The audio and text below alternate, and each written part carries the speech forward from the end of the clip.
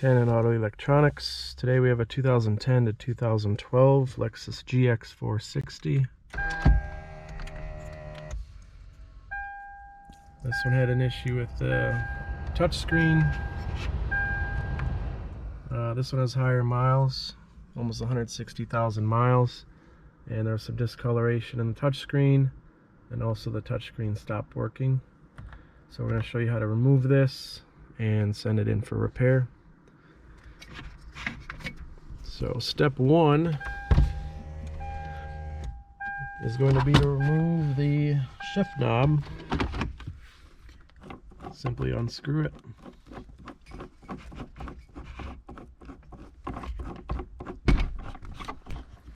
And this just pops straight down. There's a little retainer on there. And then from there, you gotta remove this two plastic pieces. So the two side panels here, they're just press fit in with clips on the back side. So set those aside, and then you can remove the center console.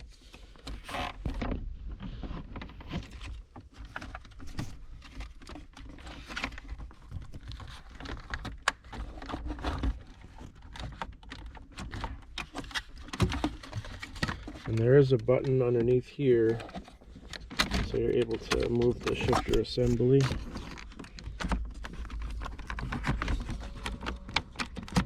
Lift the vehicle off. Put that back down.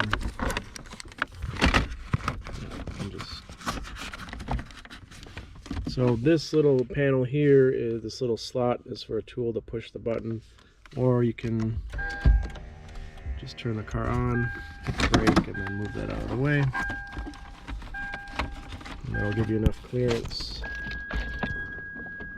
to get that off and slide it past everything and out.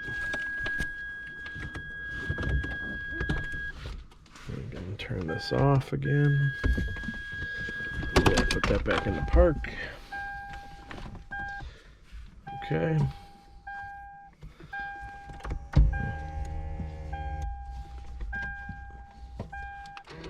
Alright, so next step you can start with, this just pops out again. There's just three tabs that hold the ignition switch in, and then there's trim on the right side here.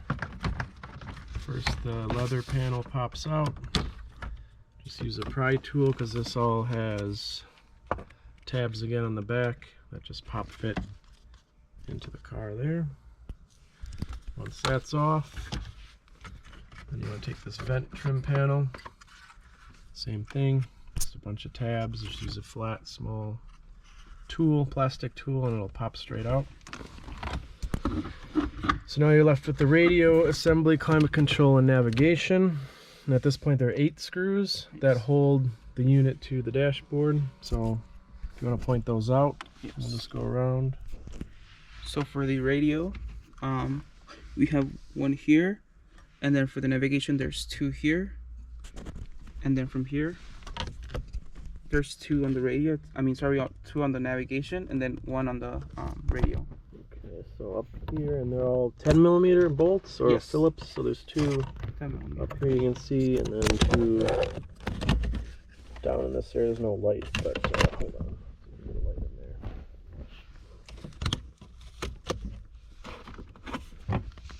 Alright, there we go. So you can see the holes right there for the 2 on the bottom, and then the 2 on the top are right there. You can see the bracket. So get all those out. 10mm socket head bolts / screws. There's no more trim on either side left. Okay, so again, you want to watch the shifter here because you'll need to move that to get everything out. And once that is down, might be a 2-person job here. It's quite heavy. And obviously there are plugs down here for the console. We just didn't show to take those out. But there's a bunch of plugs that you gotta pull out as well. Okay. And once, so it's 2 pieces here. Looks like the radio is down here. And actually, I don't even know if you have to take the radio out. maybe you can just pop the navigation in and leave the radio, because I believe the radio or the navigation has just the two on the left, two on the right, and then it's popped. There's a couple plastic fittings that push into the dash, and it's possible the radio could just stay right where it's at. So once that's pulled out, then you'll see all the plugs you have to pull out of there.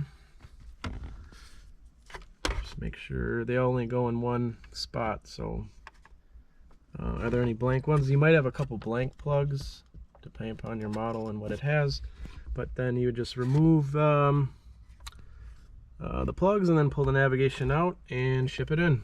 So we would, if you have any screen problems as well beyond the touch screen, if there's discoloration on the screen itself, you might have some darkening from heat or sun, we can replace either the touchpad or the screen. And if you have any lighting issues with any buttons, the climate buttons too, we can take care of all that. So that's it. Thanks for watching.